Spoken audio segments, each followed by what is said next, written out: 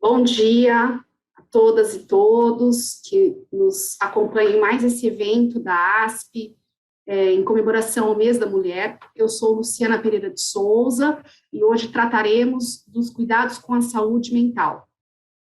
Aliás, gostaria de parabenizar a ASP por trazer este tema para debate no Mês da Mulher, pois, embora aparentemente ele seja um tema fora do âmbito jurídico, nós percebemos, nós que militamos na área jurídica, a importância, né, de falar sobre saúde mental nos tempos de hoje, ainda em pandemia, né, ainda nos encontramos em pandemia, tendo em vista os dados crescentes que demonstram o aumento das patologias relacionadas à saúde mental.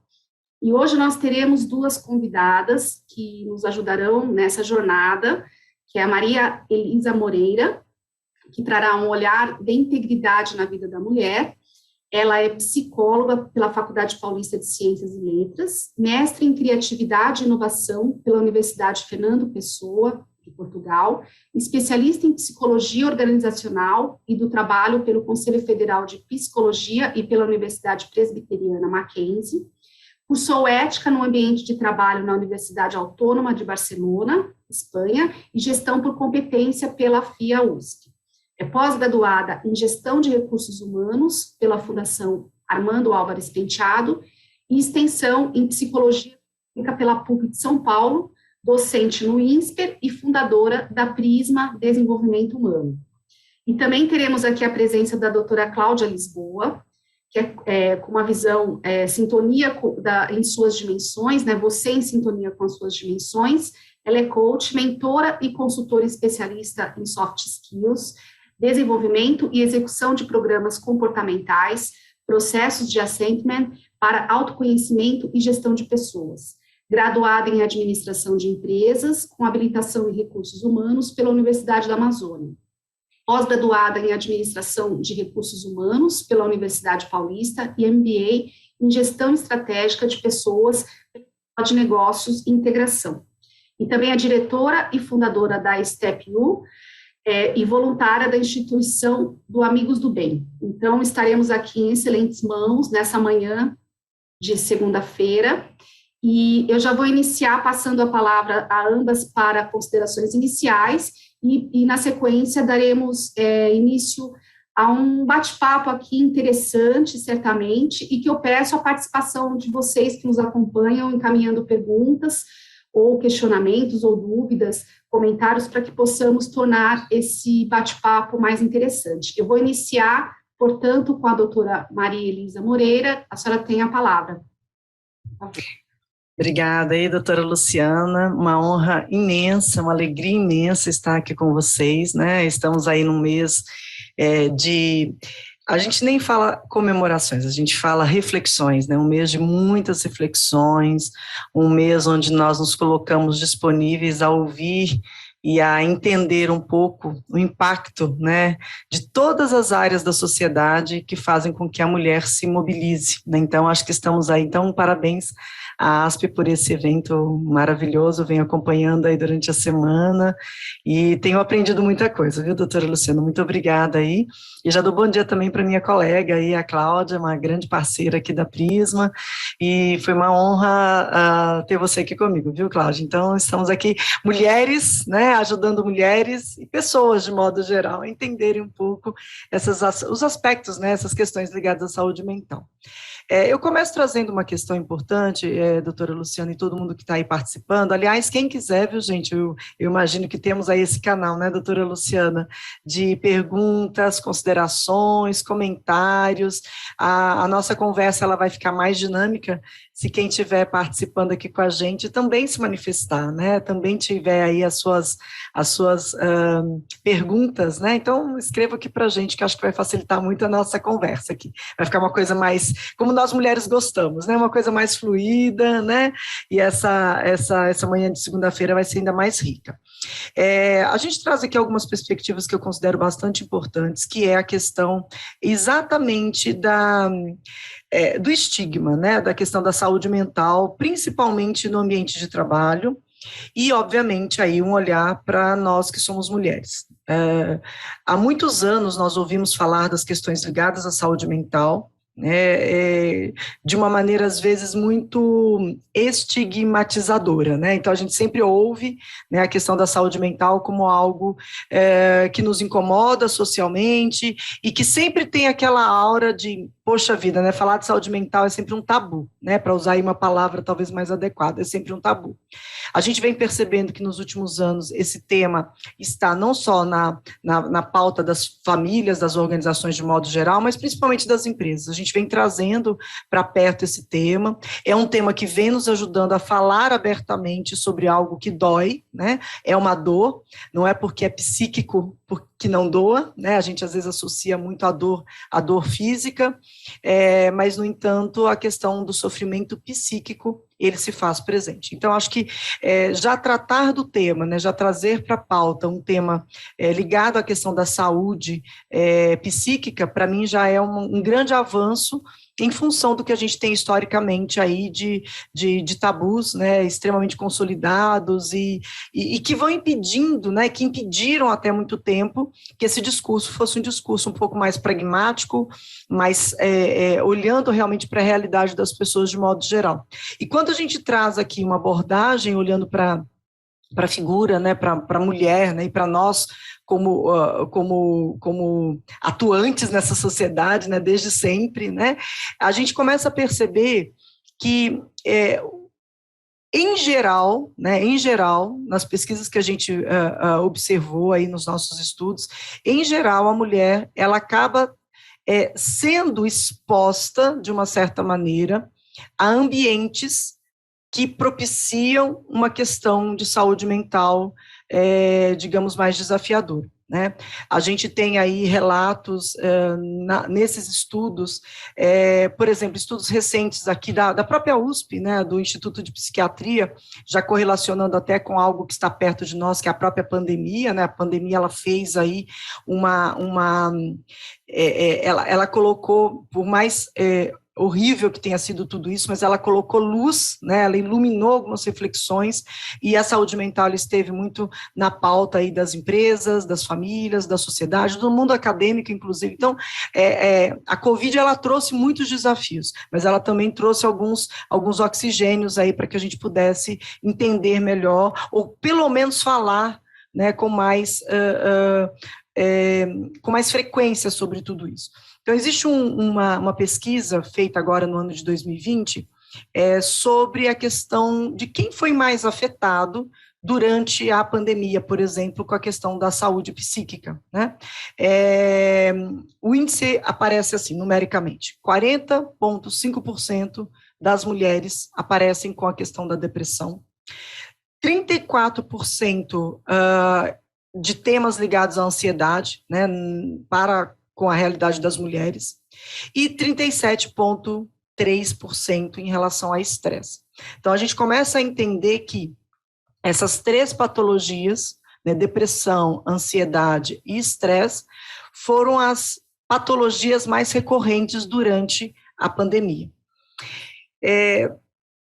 Particularmente, tanto eu quanto a Cláudia, né, que é a minha colega que vai estar aqui comigo hoje, a gente tende a olhar, né, eu até como psicóloga, eu tendo a olhar e tendo a analisar esses dados como de que forma nós podemos tratar e prevenir, né, a gente sempre, em geral, a gente aborda muito a questão do adoecimento, né, então eu olho para esses números, eles são alertas, eles são luzes aí muito fortes, mas eles indicam que nós talvez tenhamos que fazer um trabalho aí de profilaxia, um trabalho de prevenção. Então, vamos depurar isso aí ao longo da nossa conversa.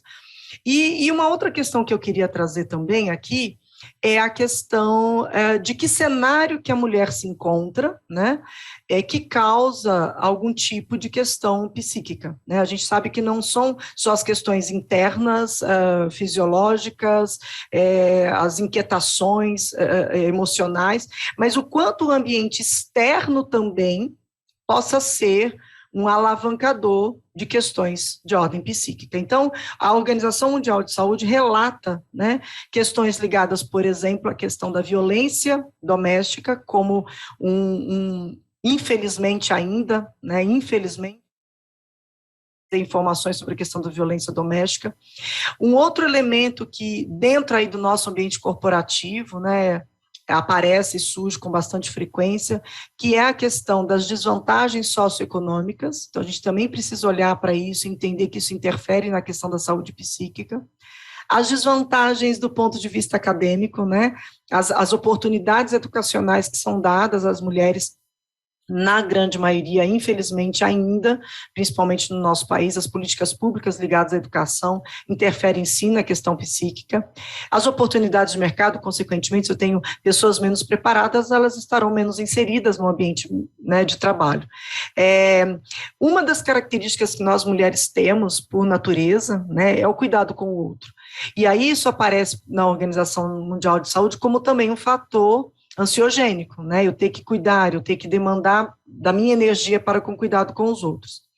Uma das questões que aparece também na Organização Mundial e que diz muito respeito à nossa vivência nesse século e com toda a exposição midiática que nós temos, é a questão dos padrões irreais de estética. Então, isso também aparece aí como um indicador de algo que possa ser ansiogênico, né, e que possa gerar e desencadear tanto ansiedade quanto depressão.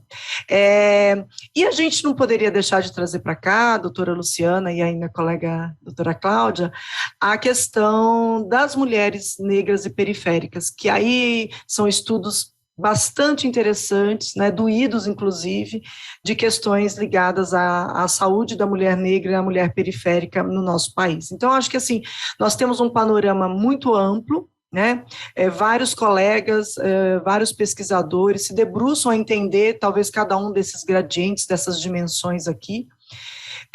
Eu acho que é importante a gente ressaltar que, sim, nós precisamos olhar para algumas dimensões de uma maneira mais aprofundada, né? Seja a dimensão física, seja a dimensão psíquica, seja a dimensão social, até espiritual. Então, o quanto que isso impacta e nos atravessa. E aí eu passo a palavra para a doutora Cláudia, para ela trazer para nós, então, as perspectivas dela em relação a esse tema que é tão rico para nós. Obrigada, Ash, pelo convite, pela Maria Elisa também, que fez essa ponte para eu estar aqui hoje com vocês. Queria agradecer.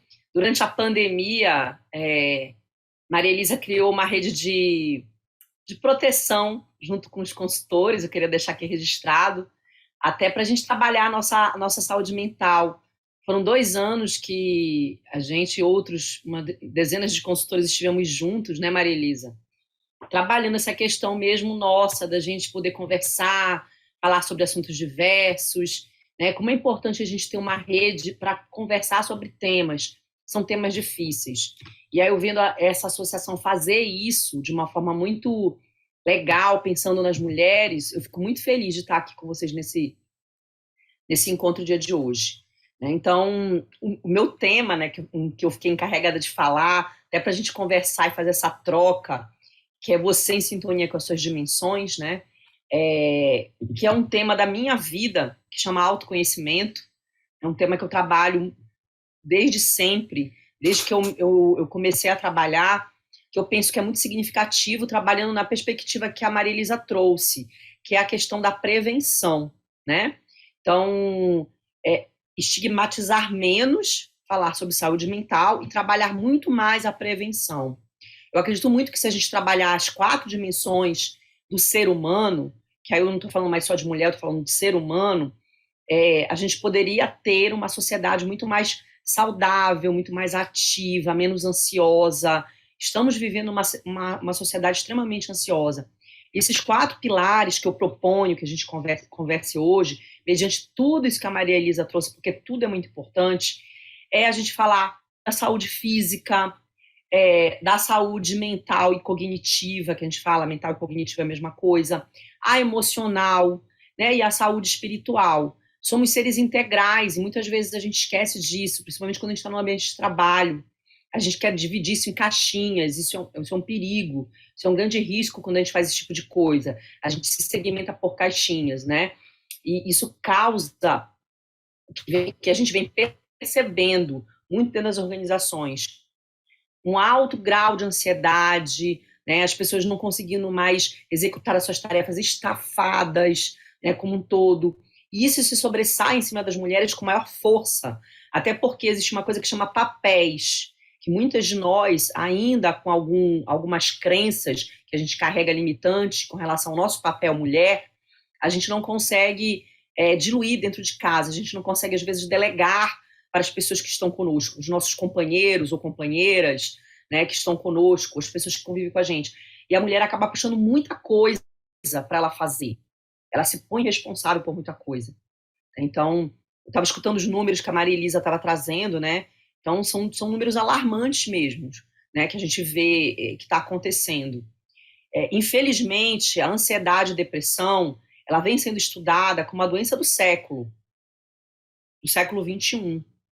E ela se acelerou muito e começou a aparecer muita coisa, ou a gente começou a ter notícia, né, que eu falo assim, não é que não estava acontecendo, a gente começou a ter notícia, principalmente na pandemia. Esses quadros se aceleraram, se anteciparam. Então, a minha proposição aqui é que a gente traga luzes para cima da prevenção, porque se fala muito da dor. Depois que chega a dor, a gente tem que fazer algo rápido, né, para poder sanar aquela questão.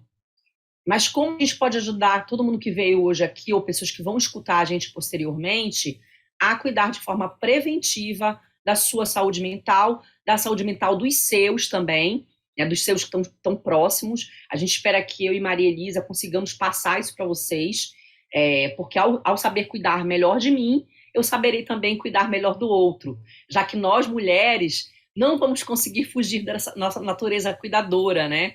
A gente carrega isso de forma milenar, de ser cuidadora, é algo nosso, mas a gente pode muito bem equilibrar isso não se tornar um verdadeiro peso para a gente.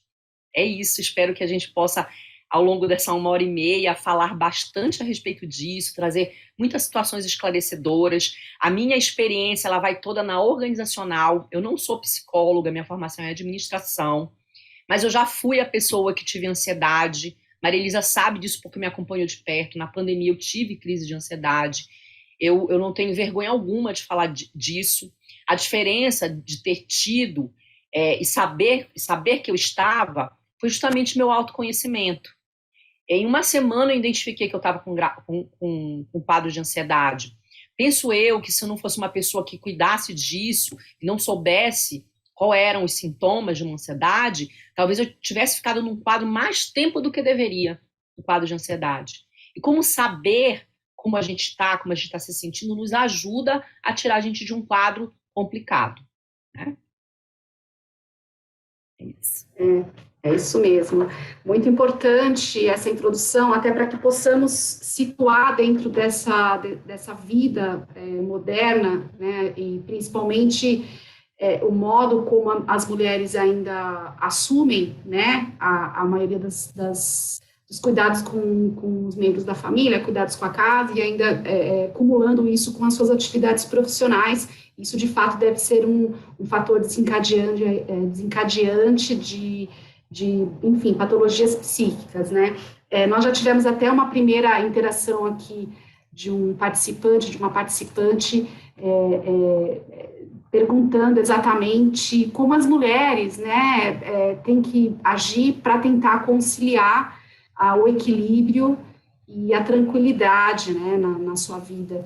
Mas eu até começo perguntando a vocês duas, né, essa questão da divisão sexual do trabalho, né, que nós, como foi dito pela Cláudia, trazemos aí ao longo da nossa existência, né, na sociedade.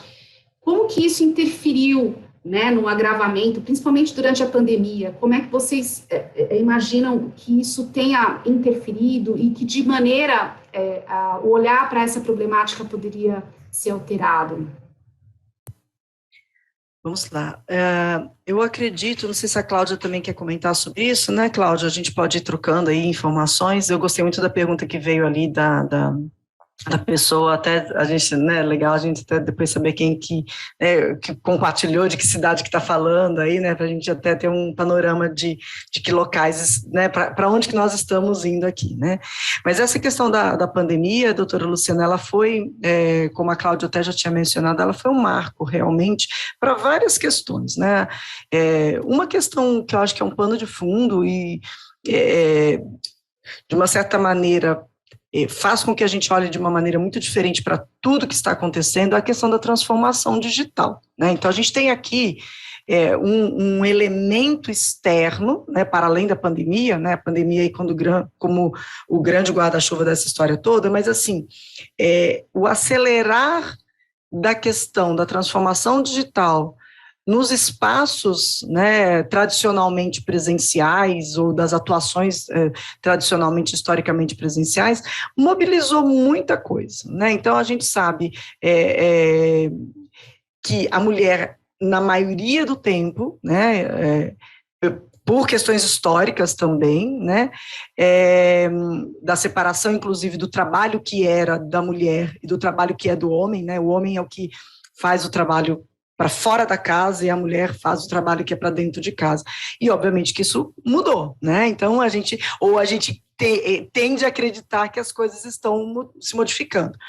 Mas, ainda assim, com todas as mudanças que a gente consegue perceber, talvez nos nossos núcleos mais próximos, a gente ainda sabe da existência de mulheres que se desdobraram para ter que dar conta de trabalhar durante a pandemia com todas as demandas e aí imaginando famílias com as mais variadas configurações, né? A gente parte do princípio que hoje as famílias têm diversas configurações. E mesmo assim, ainda assim, a questão da mulher no seu desdobramento do cuidado com as questões que dizem respeito ao que é interno da casa, se sobrepuseram às questões que eram de trabalho externo. Então, você tem aqui alguns componentes que, se não houver diálogo, né, desta mulher com as pessoas que convivem com ela, né, sejam companheiros ou companheiras, né, se ela vive num modelo de comunidade que tem outras pessoas na convivência, ela vai ter que, sim, aprender a dizer sim e aprender a dizer não, né, ela vai ter que aprender isso. E algumas mulheres ainda não conseguem fazer isso, tá? Então, mesmo no momento, né, agudo da pandemia, naqueles momentos mais cruciais que nós vivemos, ainda assim algumas mulheres relataram, e eu acabei fazendo algumas mentorias, alguns atendimentos de executivas, né, ao longo aí desse período todo, e elas relatavam uma sobrecarga muito grande, né, ainda que seus companheiros e companheiras auxiliassem ou compartilhassem, né, porque vou até fazer um parêntese aqui, viu, doutora Luciana, de uma fala que às vezes a gente não se dá conta. Que é assim... Está me ajudando. Fulano está me ajudando. Não, eu tenho um relato muito recente de uma pessoa que convive aqui na minha equipe, e se ela estiver me ouvindo, ela vai saber disso, eu não vou expor quem é, mas é uma situação muito interessante de uma jovem aqui da minha equipe que se casou recentemente. E aí eu perguntei, e aí, como é que está a vida de casada? Ela mora no interior de São Paulo, né? A gente tem aqui equipe já no modelo remoto, já faz muitos anos aqui na Prisma, e ela mora no interior. Ah, professora, não, meu marido é ótimo, ele me ajuda muito. E aí eu parei, e a gente estava no Zoom também, né? A gente estava aqui numa situação, numa cena digital. E eu olhei para ela e falei, aí ela olhou para mim e falou assim, ai, professora, eu vou refazer a frase. Eu falei, Então, de novo a gente vem, e é uma menina muito jovem, mas que vem com um discurso já muito carregado, né, de influências extremamente sexista, né, quer dizer, ele me ajuda, não, aí eu ainda brinquei com ela, falei assim, por que vocês estão morando em casas separadas, por isso que ele está te ajudando na sua casa? Não, ele mora comigo, óbvio, né, eu falei assim, não, porque ele pode não ser óbvio, ele pode morar em outra casa, ele tem a casa dele, quando você vai lá na casa dele, você ajuda ele, e quando ele vem na sua, ele o ajuda. E ela falou, não, a gente precisa mudar o verbo, né, professora? Eu falei, Então, tem uma questão aí, doutora Luciana, que ela está tão enraizada, enraigada, que até o nosso vocabulário, ele e às vezes não... São os homens também nos dizendo isso a todo tempo, infelizmente, né? Mas, às vezes, nós, mulheres, também dizemos coisas para nós mesmas, seja para outras mulheres, seja na hora que a gente se olha no espelho, que são extremamente enraigadas de história de submissão, de não empoderamento, né, de não autoestima. E a gente, felizmente, hoje, a gente consegue ter, pelo menos, a possibilidade de conversarmos um pouco mais abertamente sobre tudo isso. Então, sim, a pandemia, ela, como eu falei no comecinho, ela colocou um holofote gigantesco em coisas que estavam sendo, talvez, que estavam mais ocultas, que estavam mais escondidas, né? E que aí, a partir do momento que essa mulher fica a maior parte do tempo dentro da sua casa, em algumas circunstâncias, né? Algumas de nós tivemos que trabalhar muito fora, mesmo na pandemia, e outras tiveram aí a possibilidade de fazer o trabalho mais remoto, ou se dedicar um pouquinho mais para dentro dos seus ambientes domésticos, né? Da sua própria casa. Se a gente parar para pensar, nós observamos que essa interação, esse acúmulo de tarefas, ele ainda é preservado, né, ele ainda é mantido, porque muitas de nós não sabemos falar não, né, ou não sabemos ter uma conversa clara, objetiva, que diga para o outro, olha, eu também estou cansada, né, eu também estou precisando ter um tempo de qualidade para o meu autocuidado, né?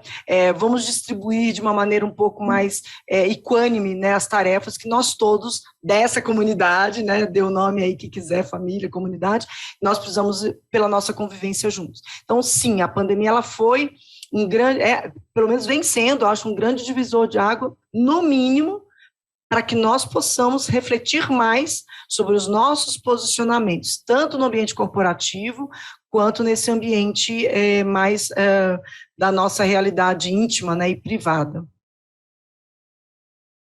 Até porque é um problema de saúde pública também, né? Nós percebemos que, como vocês mesmo anteciparam, né, precisamos prevenir, porque nós já estamos num percentual, não só no Brasil, mas em âmbito mundial, de muitos casos de patologias psíquicas que poderiam ter sido evitadas, podem ser evitadas, né, e até com políticas públicas, né. Eu até acompanhei, há um tempo atrás, eu fiquei impressionada que houve numa comunidade um trabalho de acolhimento das mulheres com ações muito simples, como massagem, terapia, uma oportunidade ali para elas conversarem sobre a vida, a rotina delas, e algumas mulheres choravam, porque elas nunca tinham tido esse olhar para elas, né, era aquela coisa de cumprir as obrigações sem muito espaço para refletir, para se olhar, para se entender, né, e o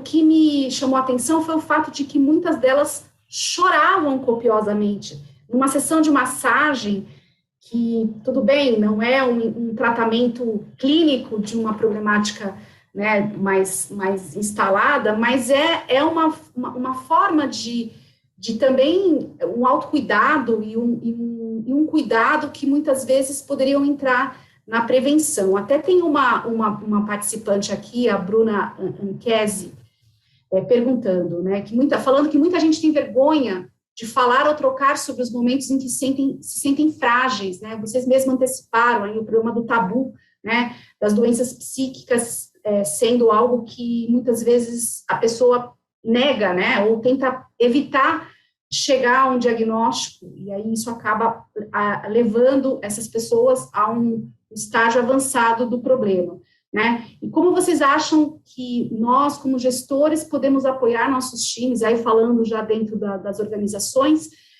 nesse sentido, né, quando percebemos alguém diferente? Então, eu traria também uma questão, como perceber, né, para os gestores, as pessoas, ou até mesmo no âmbito doméstico, como perceber que existe alguma questão aí a ser tratada, né, e como lidar com esse estigma, né, que ainda existe com relação às doenças psíquicas.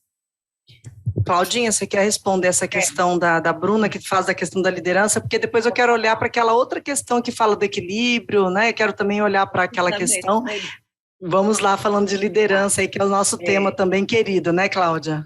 Amo esse tema, foi um tema muito solicitado, inclusive, eu fiz muito programa de sensibilização com gestores ano passado, porque era uma dor muito grande dos gestores, né, que eles não conseguiam identificar isso nas pessoas, como eu ajudo, como eu me aproximo. Tem duas coisas, uma em âmbito maior, que é o chapéu maior, que é a organização, que ela precisa fazer o papel dela de tratar, normalizar esse tema dentro das empresas.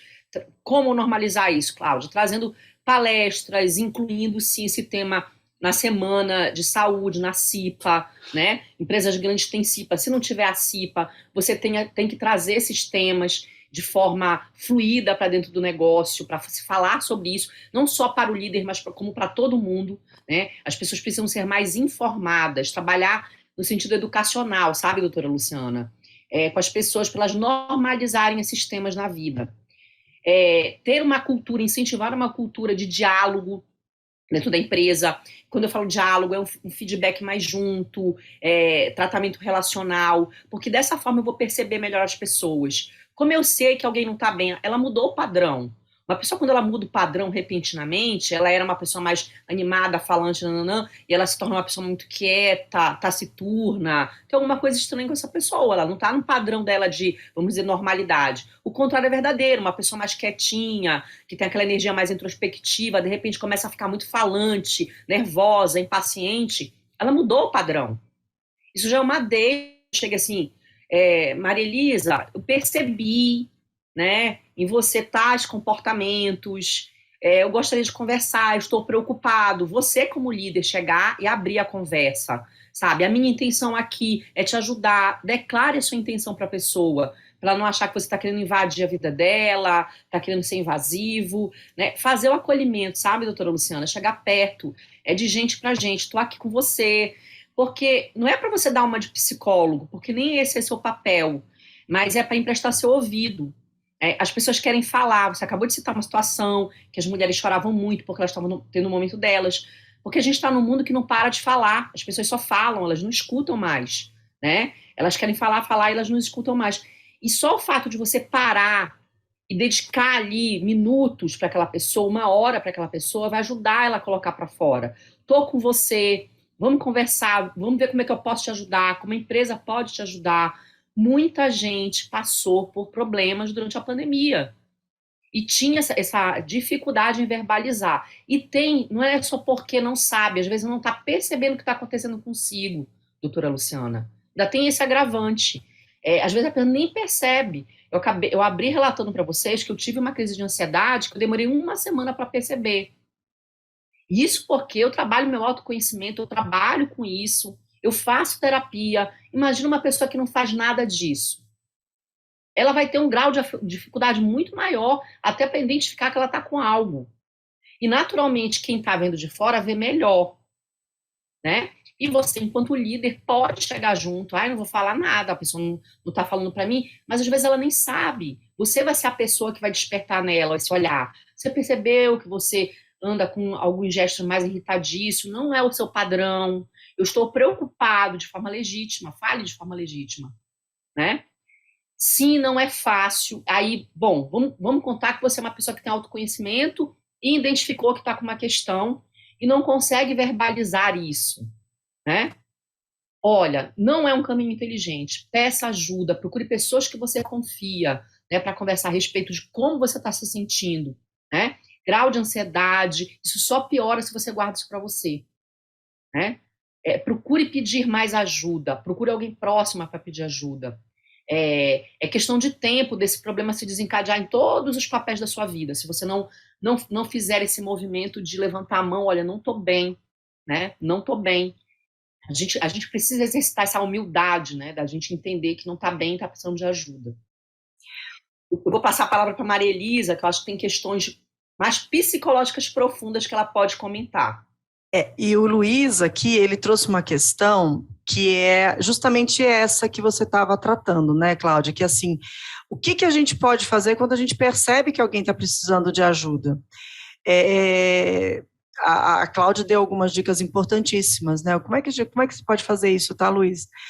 Principalmente prestando atenção nas pessoas e ouvindo as pessoas, dando espaço da escuta, né?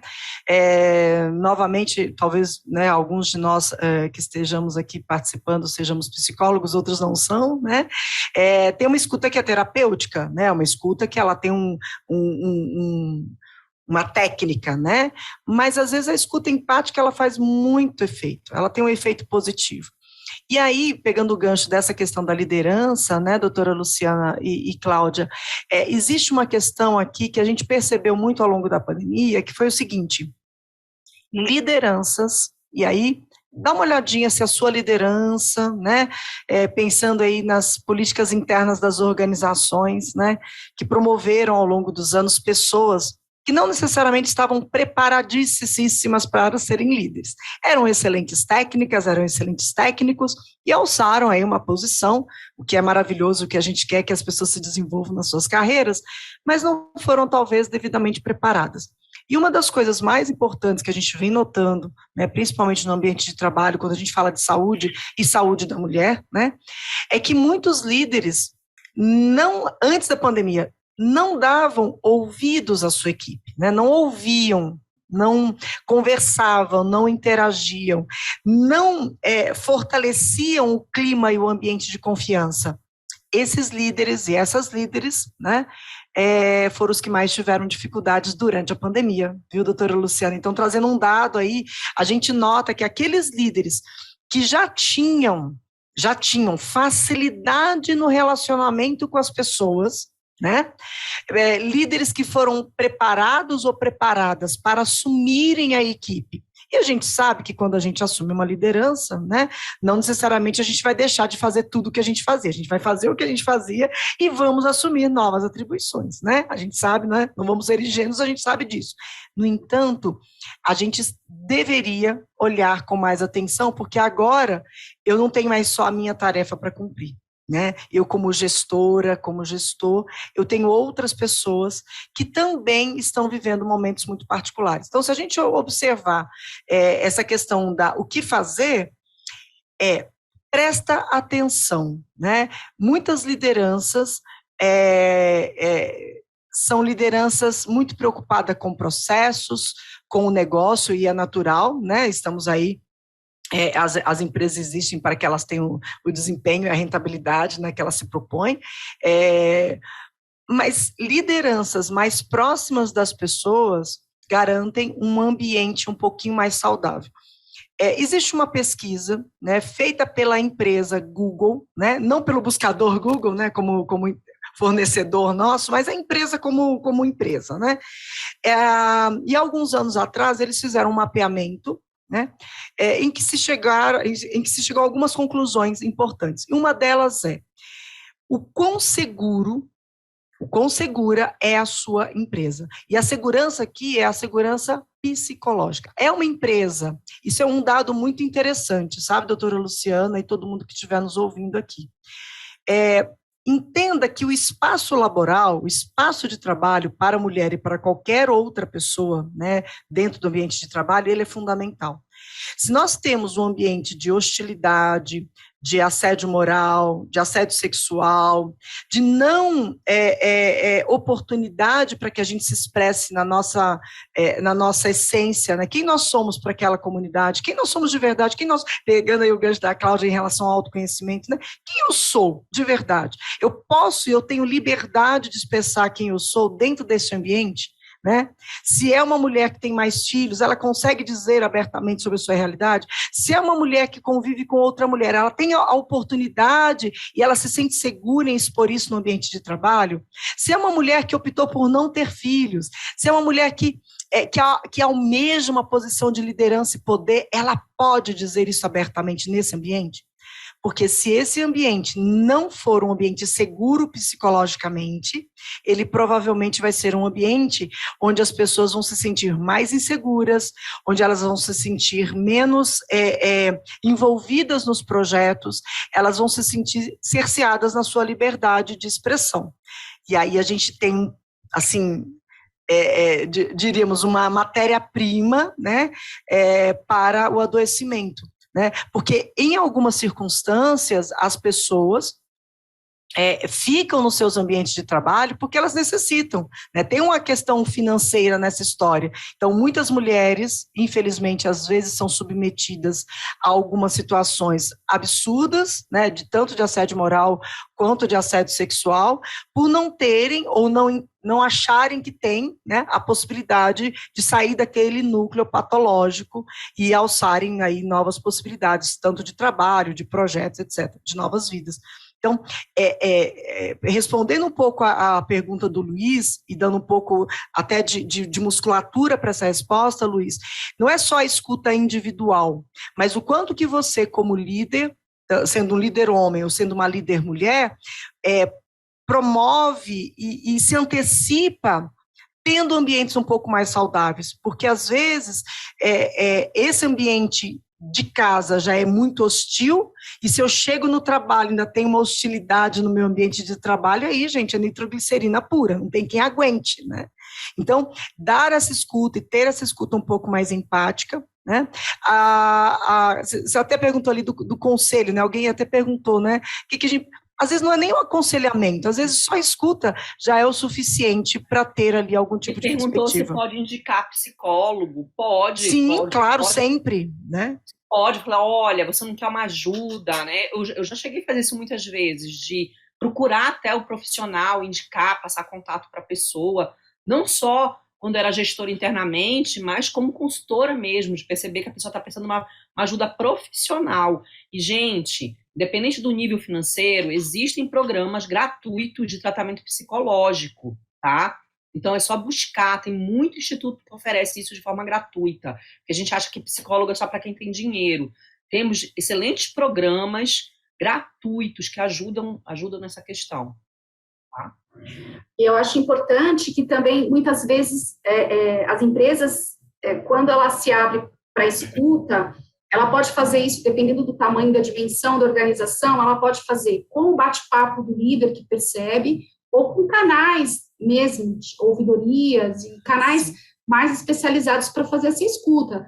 Até porque, muitas vezes, a vítima do assédio sexual ou moral, ela teria que reportar eventuais problemas que poderiam ser os fatores desencadeantes das doenças ao agressor. Exatamente.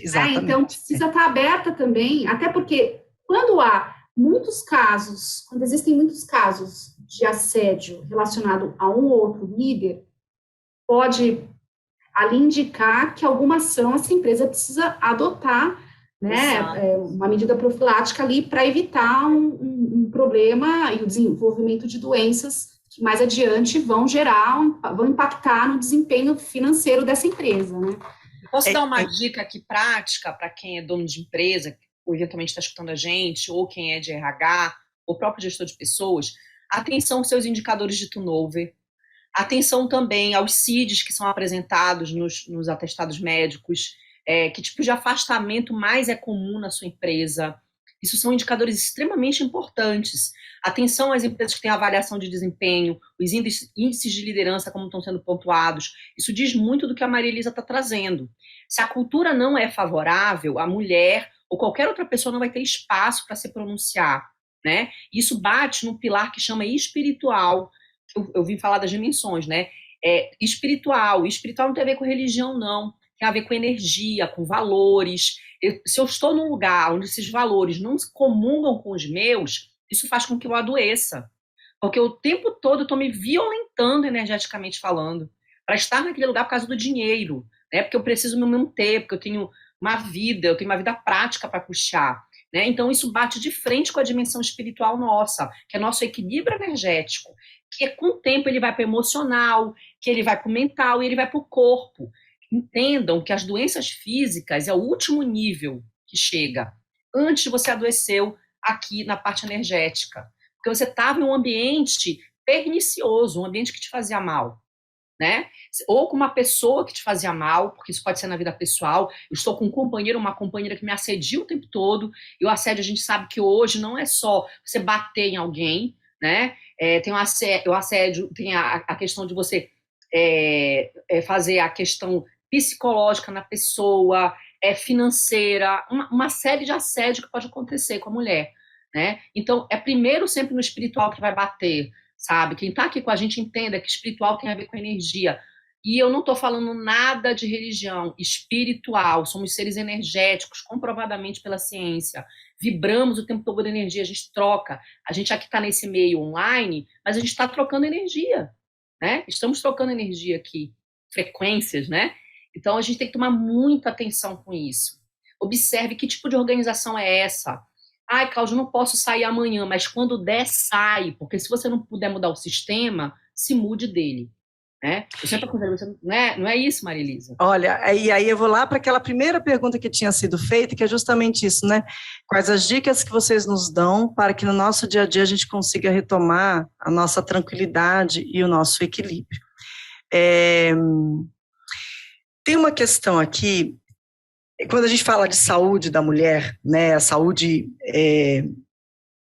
psíquica, né, da mulher, já que o nosso tema aqui é esse, existe eu diria que quase que uma ditadura, né, social, que nós temos que estar sempre bonitas, lindas, equilibradas, em harmonia com a gente, com o mundo, né? Nós somos verdadeiras, aquele estereótipo da Mulher Maravilha, né, doutora Luciana, o tempo todo. Então, a gente fica, não veio aqui o nome de quem fez, mas olha só, o autoconhecimento que nós estamos aqui preconizando e incentivando, ele passa justamente pelo entendimento de tudo aquilo que você começa a detectar que tira o seu equilíbrio e a sua tranquilidade, né? Eu tenho uma pessoa que convive comigo muito perto, que é uma pessoa muito simples, e aí ela brinca assim: professora, se está tirando a paz, como é que é? Se está tirando a minha paz, custa muito caro, né? E na simplicidade desta fala, eu acho que tem muito a ver com essa primeira questão, né? De novo, nós estamos vivendo um momento e uma sociedade muito barulhenta. Tudo a gente fala, tudo a gente posta, tudo a gente tem opinião de tudo, né? E tem uma hora que a gente se cansa psiquicamente, intelectualmente, né? Uma das dimensões aqui é a questão intelectual, sim, né? O quanto que a gente está disponível o tempo todo para lidar com as questões que não são só nossas, às vezes, a gente tem que lidar, às vezes, com questões de outras pessoas. Vamos nos lembrar aqui dos primeiros relatos aqui, das primeiras falas da Cláudia, quando ela falou da mulher cuidadora, né? Nós temos essa natureza cuidadora. Agora, a gente não precisa ser cuidadora dos outros o tempo todo. Então, esse autocuidado, nós fomos privadas desse autocuidado por muitos anos. A nossa paz foi tirada por muitos anos. E nós temos um aprendizado, talvez, ancestral, né? Existe uma ancestralidade no nosso ser, na nossa feminilidade, que a gente precisa começar a resgatar, sim. Né? Então, falar em saúde mental é falar de autocuidado, é falar de autopercepção, é falar de autoconhecimento. Quanto mais nós, mulheres, tivermos consciência de quem nós somos, né, para nós mesmas, a gente não vai precisar ficar provando nada para ninguém.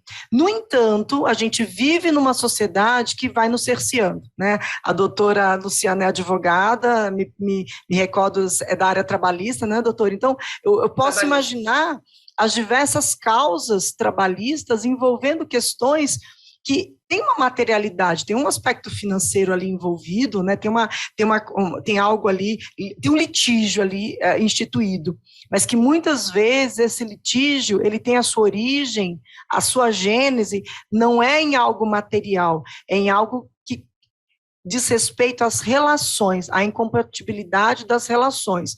falta de respeito, falta de percepção do mundo do outro, o entendimento de que existem demandas específicas, sim, para as relações da mulher com o trabalho. Então, tem uma série de questões que a gente precisa começar a prestar atenção, em nós, principalmente. Então, quando nós, mulheres, tivermos um pouquinho mais, né, e eu acredito muito que nós estamos começando a ter muito mais isso, a termos mais consciência de quem nós somos, da nossa força para o mundo, da nossa intensidade, do quão inteiras nós somos, a gente vai também começar a entrar em contato, inclusive com as nossas fragilidades. O tempo todo nós queremos ser muito fortes para provar coisas para as outras pessoas. No entanto, a gente precisa começar a entrar em contato, sim, com aquilo que nós temos de mais vulnerável em nós. Mas dizer isso para a gente com verdade, com sinceridade e buscando, né, a questão dessa entreajuda, né, essa ajuda mútua, ela é fundamental. A solidão não vai ajudar em nada, né, então quanto mais nós conversarmos, né, quanto mais nós buscarmos pessoas que possam nos assessorar neste processo, nós teremos uma saúde, uma qualidade de vida um pouco melhor, né? E poderemos ser pessoas um pouco mais íntegras com a gente, né? Quando a gente fala aqui de integridade, a gente está olhando para todas essas dimensões. Tem mulheres que olham muito para o aspecto físico e não cuidam dos seus aspectos intelectuais ou psíquicos, né? Em compensação, tem mulheres que olham muito para os aspectos intelectuais e às vezes não olham para a sua dimensão física. Então, esse equilíbrio que essa pessoa está nos propondo aí da primeira pergunta, ela é uma construção diária, disciplinada, constante, de autocuidado, de autopercepção e de autoconhecimento.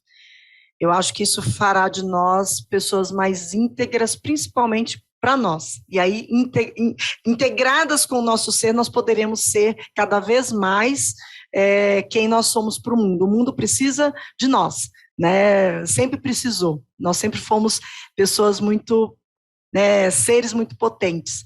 E talvez pela nossa potência nos foi tirado tanto poder. Né? É histórico isso, né? A sociedade tem medo, né, desse ser chamado mulher, e nos tirarmos do lugar de quem nós somos é tirar a nossa essência, e sem isso a gente não consegue sobreviver, né? Então, assim, o quão intensas nós somos, olha para a sua intensidade, olha para aquilo que te nutre, para aquilo que te alimenta. Me alonguei um pouquinho aqui, e até talvez de maneira muito emocionada. Tem uma autora que eu gosto muito, e que quem estiver aqui nos assistindo, participando com a gente, eu queria trazer algumas autoras aqui, mulheres, para iluminar um pouco a reflexão dessa questão da saúde mental. Existe uma psicóloga junguiana chamada Clarissa Pinkola Estés. Ela tem uma obra, que é a minha obra de cabeceira, é um livro que não sai, ele não vem nem para a biblioteca da minha casa, ele fica na minha cabeceira. Ele é todo riscado, rabiscado, porque eu vou cultivando este livro, né? Há Mulheres que Correm com os Lobos. É um livro absolutamente necessário para mulheres e homens lerem, né? Quem nós somos para o mundo, né?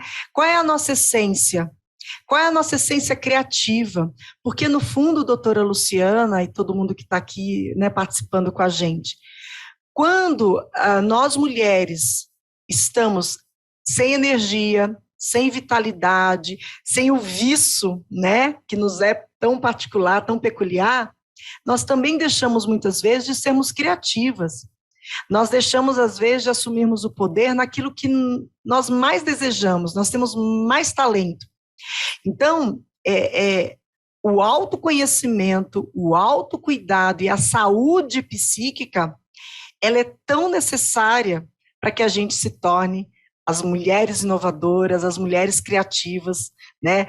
Não que a gente se torne, mas que a gente reverbere isso, que a gente deixe transparecer. Então, falar de saúde mental, falar de saúde psíquica, é olhar para a criatividade, para a inovação. Então, se alguém está aqui nos ouvindo, né, participando aqui com a gente, entender que se você quer uma empresa, uma organização, uma instituição mais criativa, mais robusta, facilite o caminho para esse autocuidado, porque ele é fundamental, inclusive, para os processos de inovação. Por favor. Seu fechamento aí quase respondeu a pergunta do Luiz, que ele fez outra pergunta, né? Sim. Sobre liderança, não é isso, doutora Luciana? Tá no chat. Exato. Qual é o papel, como eles se preparam?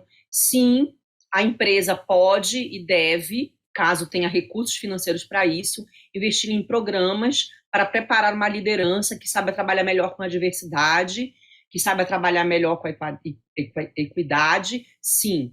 Entretanto, eu vou aqui falar como líder que sou.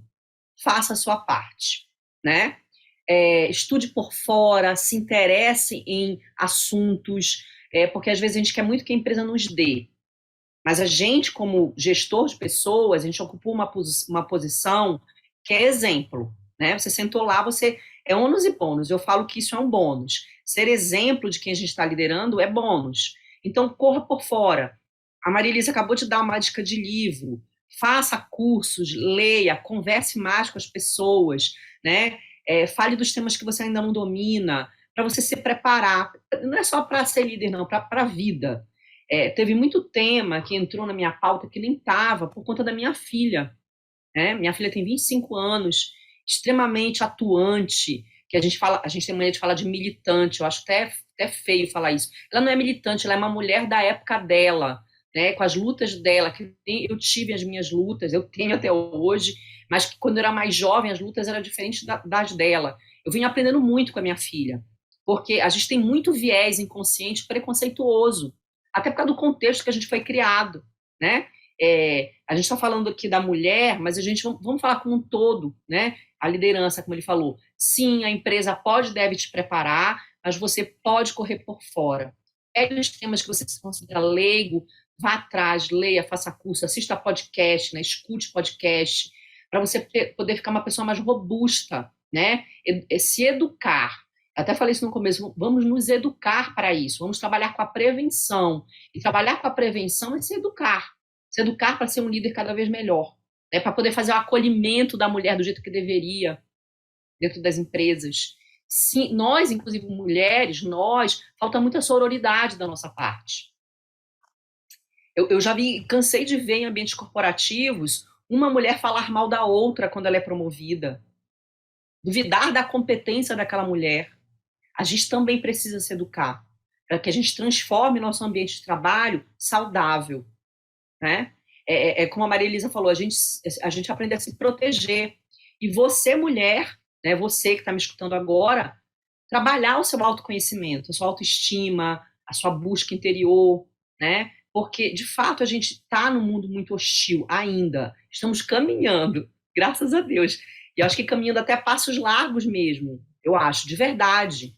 Tem muita gente que fala assim, as feministas é uma luta, tá muito over. Mas entenda que toda vez que a gente ganhar algum espaço, a gente vai para o extremo, é normal. Depois que a gente encontra ali uma equalização, a gente volta para o caminho do meio. Né? Existe sim esse negócio do pá. Às vezes eu vejo a minha filha se colocando demais, de forma muito contundente. Eu falei, calma, que dessa forma você vai gerar uma energia de muito conflito para perto de você. Mas depois eu procuro entender, cara, mas às vezes é preciso, né? É preciso um pouco mais de energia, colocar um pouco mais de garra naquilo que a gente quer, né? E eu falo assim, quando uma pessoa está gritando muito, é porque ela sente que ela não está sendo escutada, né? Ela está gritando muito. Então, essa fala aí, Maria Elisa, foi perfeita que você trouxe, assim. Fiquei bem emocionada do lado daqui também. Eu adoro esse livro, eu tenho ele aqui também, Mulheres que Correm com os Lobos, né? Eu vou dar a dica também de outra autora, mulher, que eu amo de paixão, é uma cronista, ela chama Marta Medeiros, ela escreve crônicas bem atuais, no dia a dia, onde ela apoia a mulher como figura central. A gente tem que começar a ler mais as mulheres, né? Ver se homens também, viu, meninos? Peguem aí. Mas hoje eu vou trazer algumas outras autoras aqui também. Não sei se a doutora Luciana, que é a nossa mediana. Já viu aqui que o papo é bom, né, doutora Luciana? Se deixar, a gente vai indo aí. De repente você tem mais uma coisa. A doutora Luciana vai falar assim, para, mãe! A gente vai indo aqui. Assim que é bom. Assim que é bom. Assim que é bom, assim que é bom. Eu tenho uma pergunta aqui da Ellen, que eu quero dar uma atenção especial depois, então não sei qual que é a questão que vem agora, doutora, mas depois eu queria dar uma atenção aqui para a Ellen Cristine, que fez aqui uma pergunta muito específica e que eu queria olhar para ela, viu, Ellen, e trazer aí algumas questões para você. Eu queria até propor o seguinte, né? Vocês até trouxeram que a questão dos padrões estéticos também, como algo que causa uma certa ansiedade, uma aflição, né? Até porque hoje nós sabemos que os padrões, quando eu falo estético, eu não estou falando apenas de estereótipos físicos, né? Eu estou falando de padrão estético, inclusive modelos, né? Da mulher profissional, ela segue um padrão que é masculino, né? E ela se insere no mercado de trabalho, quando ela ascende a cargos mais elevados, ela tem que se conter, ela não pode, talvez, ter alguns traços que seriam marcadamente femininos ou femininos ao extremo, para que ela possa se igualar, né, aos gestores que o mercado entendeu que tem aquele estereótipo masculinizado ou com traços masculinos. Isso é um primeiro aspecto que eu, como leiga, percebo que existe um esforço sobrenatural da mulher para ela preencher esse estereótipo, para ela atender a esses estereótipos, e, como foi dito pela Cláudia, se violentando, né, na sua essência. Logicamente que talvez um gestor um pouco mais voltado, ou um líder mais voltado para a produtividade, para números, ele não esteja aberto para entender essas características de cada membro da sua equipe. Mas ainda trazendo mais um outro dado, que é a autoimagem no mundo virtual, né, que eu percebo que nós também passamos muito tempo na pandemia frente à tela, e isso também faz com que, é uma pergunta, na verdade, eu imagino que isso faça com que surjam também outras questões aí de fundo psiquiátricos voltados a essa autoimagem. Então, a nossa autoimagem para atender expectativas, estereótipos e tabu, e essa mudança do modo de atuação das pessoas na fase pandêmica, que é se manter em contato praticamente uma carga horária absurda frente a uma tela, se olhando, se preocupando com como a sua imagem é projetada e tendo contato a essa autoimagem. Queria saber se isso é um fator também desencadeante de doença e como lidar com esses fatores. Vamos lá, já existe até um nome, viu, doutora Luciana, já até bem conhecido, né, apesar das plataformas serem várias, você tem várias plataformas, mas apelidou-se, né, carinhosamente, né, se a gente pode dizer isso muito entre aspas, de Zoom fatigue, né, então, existe sim um cansaço, porque se a gente parar para pensar, a gente sai da tela aqui, depois a gente vai para o WhatsApp, vai para o celular, e do celular a gente vai para a televisão, então é tela o tempo todo, né, é tela o tempo todo, mas nessa aqui em especial a gente tem que se ver, né? Então entra a questão da autoimagem, sim, já tem relatos aí de organizações que vêm até não obrigando, né, porque algumas empresas obrigavam os seus gestores, as suas gestoras, enfim, as pessoas de modo geral a abrirem suas câmeras. Hoje isso já há estudos e já há relatos desse cansaço e que as pessoas até tendem a solicitar mesmo, né, que possa ficar com a câmera fechada para não ter um pouco esse desgaste, né? Porque uma coisa é o ambiente físico, o ambiente presencial, onde a gente está vendo o outro, né? Todo dia até brincar, falar, será que agora a gente vai ter que se esconder, né, no presencial, porque a gente estava tão acostumado a ficar com a câmera fechada, né? Falei, né, são plataformas completamente diferentes, a gente vai ter que começar a interagir novamente, né? E vamos ter que nos adaptar, e muitas empresas, inclusive, já estão fazendo esse caminho aí de multimodal, né? Tanto híbrido, tanto remoto quanto presencial, que gera aí uma multiplataformas, né?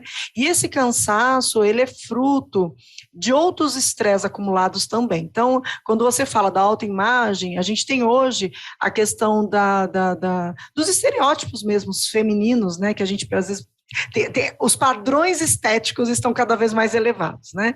Mas, ao mesmo tempo, o que eu tenho visto, e isso é muito saudável, que é a interlocução com essa diversidade, né? Quem nós somos? Qual é o meu corpo? Né? Qual é o meu corpo? Qual é o meu biotipo? Eu aceito o meu biotipo? Né? Eu sou feliz com o que eu como eu estou agora corporeamente, ou eu estou infeliz? Mas não porque tem alguém me dizendo como eu tenho que sair, eu tenho que estar bem comigo mesmo, né? Então, passamos novamente pela questão da autopercepção, do autocuidado e do autoconhecimento.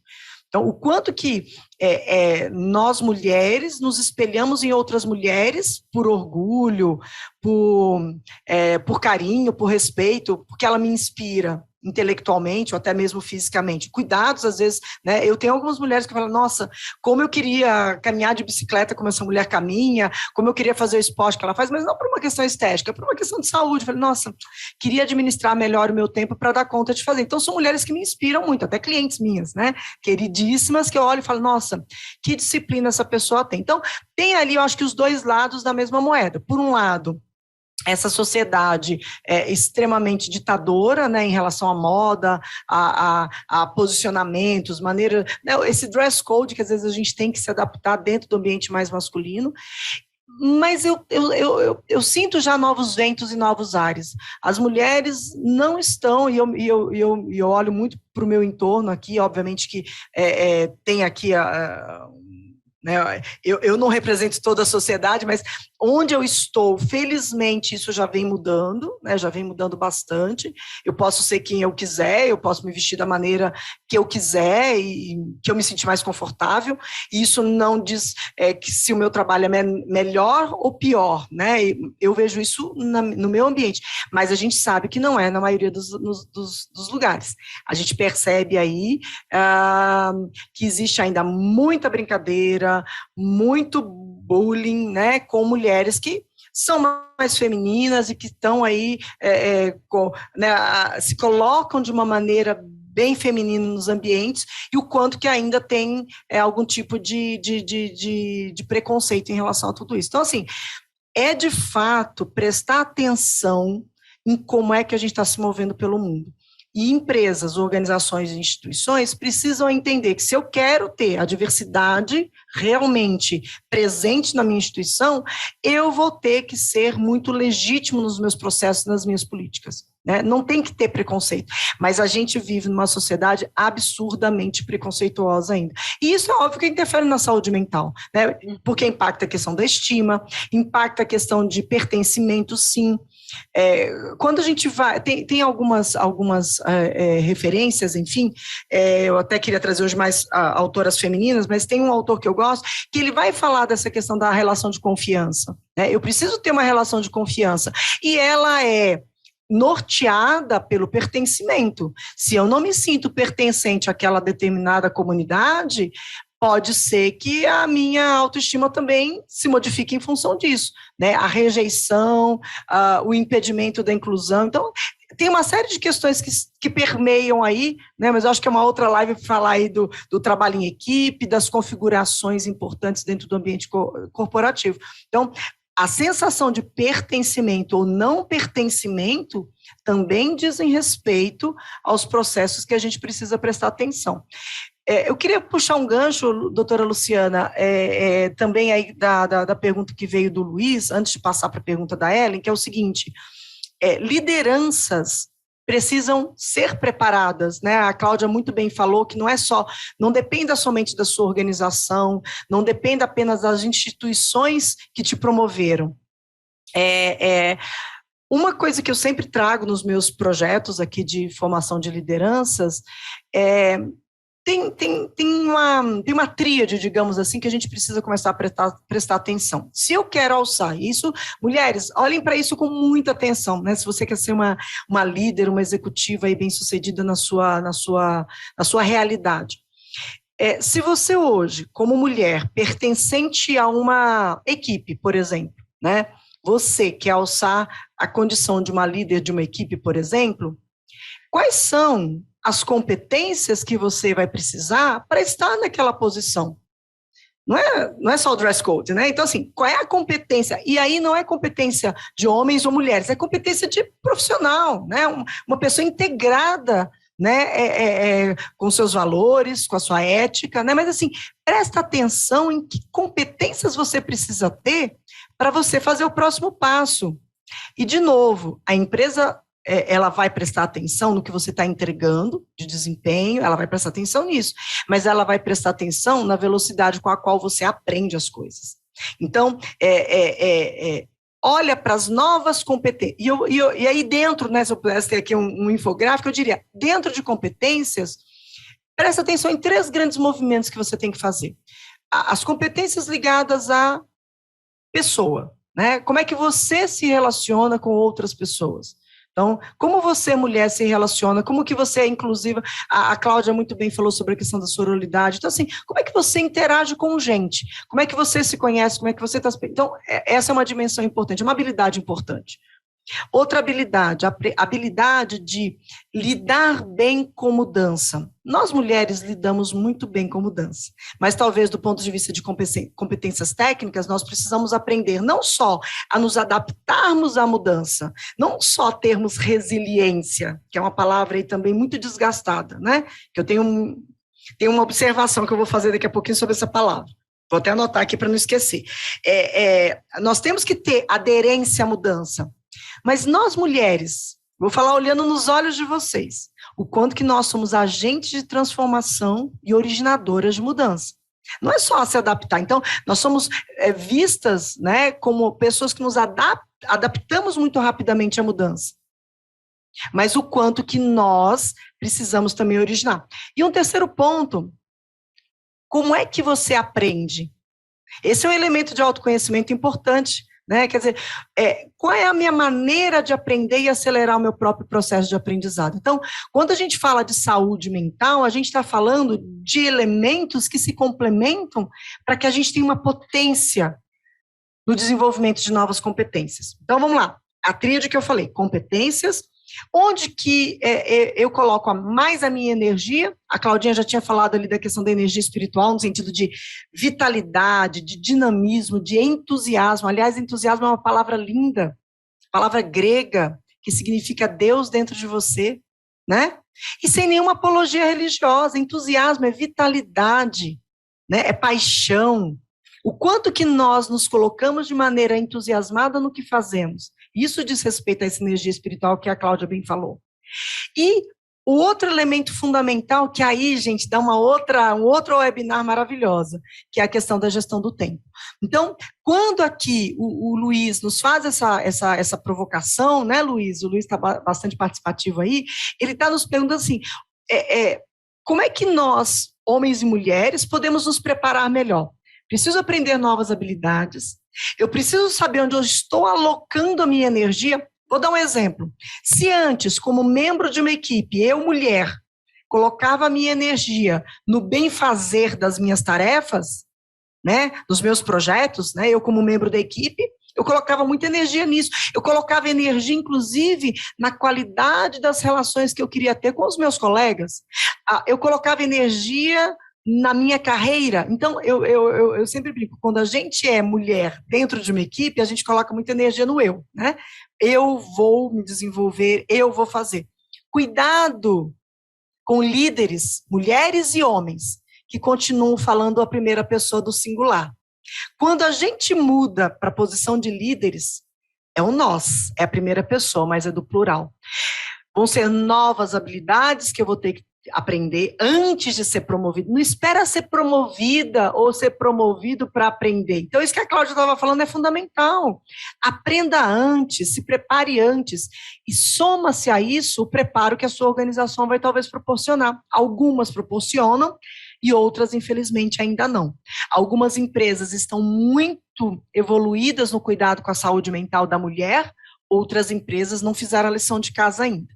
Então, temos, doutora Luciana, uma jornada belíssima pela frente, temos muitas coisas importantes para cuidarmos, mas, de novo, quanto mais nós mulheres tivermos consciência de quem nós somos e cuidarmos da nossa saúde psíquica, física, intelectual e espiritual, nós vamos sendo mais, não fortes no sentido estereotipado, mas fortes em nos entendermos como seres integradas, né, com a nossa vida e com a vida das outras pessoas, mas de uma maneira que não nos tire a nossa paz. Eu acho que esse é o ponto aqui, tá bom?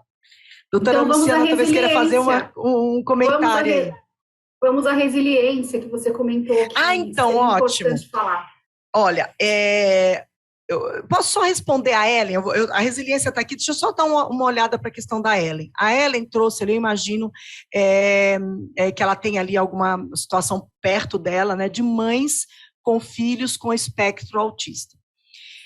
Ellen, eu sou psicóloga organizacional, né, eu não sou psicóloga clínica, então seria muito leviano da minha parte trazer algum assunto clínico, né, porque não é, de fato, aqui do meu dia a dia o atendimento, nem, né, de crianças ou filhos, né, ou filhas com espectro autista.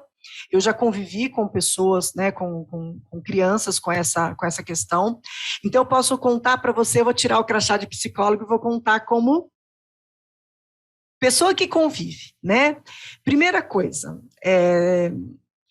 a mãe ou o pai, né, de uma criança com espectro autista tem que ter um profundo entendimento de quem é você nessa história, né? Assim, por que você talvez tenha sido aí, talvez, escolhido ou escolhida, né, para trazermos aí um elemento, talvez, muito sutil, né, de conexão aí. Por que será que veio, né, para que você pudesse se dedicar para essa pessoa? Então, tem uma questão que eu acho que é importante, assim, mães e pais de crianças com espectro autista são pessoas iluminadas, posso te dizer isso. São pessoas que vêm com uma missão no mundo, e vêm com uma missão muito especial. Então, o assumir esta missão talvez seja o grande desafio, tá bom? Então, a primeira coisa, entender que se esta é a sua situação, a situação de alguém que você conviva aí perto de você, significa que você tem um dom, você tem algo que te faz estar nessa condição agora. Esse é o primeiro ponto, é a minha crença, tá bom? Tirei o crachá de psicóloga, tá? Vou colocar o crachá de psicóloga de volta. Se preparar muito tecnicamente, estudar muito. Não tem como você lidar com pessoas, eu convivi de perto com pessoas com depressão.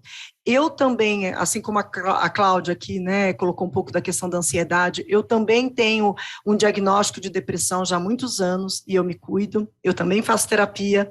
Então, olha só, gente, a gente está falando aqui de humanidade, né? Não é a super Maria Elisa, a super Cláudia, a super doutora Luciana. Somos todas mulheres com as nossas alegrias, com as nossas conquistas, e também com as nossas questões a serem resolvidas, né?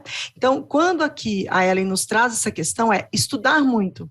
Eu conheço o que eu sinto, eu conheço quando eu estou chegando no meu limite das minhas relações, né? O quanto que a doença me atravessa, o quanto que os sintomas começam a surgir.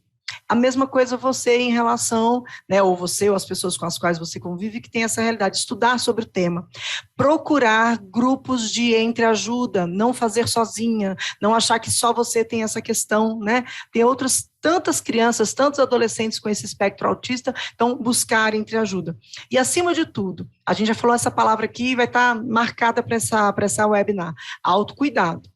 Tem uma questão que é dedicação para com o outro, e o espectro autista ele demanda bastante, mas tem uma questão de autocuidado, fundamental neste processo. E fazer terapia, não tem jeito, tá bom? Aí é não só recomendado, como recomendado e recomendado. Uma tríplice recomendação aqui para você, tá bom? A Ellen e outras pessoas que talvez tenham, não só a questão do espectro autista, mas qualquer outra questão. Crianças com depressão, crianças com ansiedade, qualquer outra questão, déficit de atenção, né? Então, assim, a gente está vivendo hoje um momento onde a gente tem acesso a muita informação. Então, mas buscar canais corretos, canais éticos, que deem informações muito sérias sobre quaisquer perspectivas. Vou fazer o comentário sobre a resiliência, doutora Luciana, que é o seguinte: a palavra resiliência, ela vem da física, né? Ela é uma palavra que a gente pega emprestado, assim como feedback, a gente pega emprestado da biologia, o processo de retroalimentação, são palavras em inglês, né, ou em francês, rapport, por exemplo, a gente pega lá das informações do idioma francês, enfim, que significa conexão, empatia, proximidade, que a gente usa muito para trabalhar a questão da comunicação. Resiliência. Resiliência é a palavra também aí do século, né? Toda palestra, todo bate-papo que a gente tem, essa palavra acaba surgindo. E ela é fantástica, a capacidade que eu tenho de lidar e de suportar uma grande pressão, né? Se a gente for olhar lá para o conceito da física, né? Eu não sou física, não sou da área de matemática, química ou física, mas a gente pode entender esse como um fenômeno de materiais, né? Fenômenos físicos. É aquele objeto que consegue voltar ao seu estado natural, mesmo após sofrer uma grande pressão. O exemplo disso é a espuma, né? Então, a espuma, se você apertar uma espuma na sua mão, na hora que você solta, ela tem uma altíssima resiliência, ela é capaz de voltar ao seu estado natural, mesmo diante de uma pressão muito grande. Qual é a minha birra, doutora Luciana, com esta palavra? E aí eu vou juntar esta palavra com a colocação que já veio aqui sobre liderança, né, de várias pessoas que participaram aqui, a Bruna, inclusive, também. Então, olha só, lideranças mal preparadas, tá? Pessoas que foram alçadas à posição de liderança, para falar do ambiente organizacional, tá bom? Só fazer esse recorte aqui, talvez, de uma situação específica daquilo que a gente está trazendo aqui, que é a realidade profissional. Muitos líderes, em nome da resiliência, cobram excessivamente, aumentam a carga de trabalho excessivamente, coloca as pessoas, e muitas vezes as mulheres, porque nós somos resilientes por natureza, nós voltamos, né, nós temos uma resiliência muito grande. Então, em nome da resiliência, desta palavra que está na moda, eu exerço uma pressão muito forte no outro, e aí eu gero adoecimento. Então, a questão da saúde mental, ela está muito interligada com a questão da resiliência, sabe, doutora Luciana? Me preocupa muito o mau uso da palavra. A palavra é ótima, continua sendo linda, maravilhosa. Eu sou uma admiradora da palavra resiliência. Eu só não gosto que ela seja usada para complicar a vida de quem está sendo chamado a ser resiliente, porque às vezes em nome da resiliência muitas atrocidades estão sendo feitas. Esse é o meu comentário aí sobre essa palavra preciosíssima, mas que muitas pessoas macularam. Talvez o limite dessa resiliência... Oi, desculpa, Cláudia, pode falar. Não, pode falar, doutora. Não, talvez o limite dessa resiliência seja o início de uma doença, né? Muitas vezes as pessoas forçam alguns limites e não percebem que estão Exatamente, esse é o meu ponto. Esse é o meu ponto de criticidade em relação à palavra. A palavra, ela continua sendo nobre, ela continua tendo aí um uso muito particular em quaisquer ambientes, nós somos seres resilientes. No entanto, se você está sofrendo uma pressão, isso vale para nós mulheres, atenção, né? Vamos prestar atenção. Se em nome da resiliência você está prejudicando a sua saúde física, mental, espiritual e social, tem alguma coisa que está muito equivocada, né? Muito equivocada. Isso daí, essa palavra virou até competência em alguns books de competência de empresas, né? E é preocupante mesmo, porque a pessoa acaba vestindo as pessoas acabam vestindo uma armadura, armadura mesmo, quando eu falo, e aí não se fragilizam, aí não pedem ajuda, aí cai naquilo que alguém falou aqui, perguntou, né? Que as pessoas estão com dificuldade de pedir ajuda. Tem que ver o que a cultura da empresa retroalimentou, que você tem que ser resistente, que você tem que aguentar pressão, mas cada um de nós, seres humanos, vamos resistir à pressão da forma como a gente pode e os recursos que a gente tem. E cada um de nós tem recursos diferentes, uns mais, outros menos, dependendo da situação que está sendo vivida, né? Eu costumo falar, cuidado com o estresse, mas o que é estresse? O estresse é muito individual. O que é estressante para mim, talvez não seja para Maria Elisa, que não seja para a doutora Luciana, ou não seja para você que está nos ouvindo aí. Aí, de novo, a gente volta.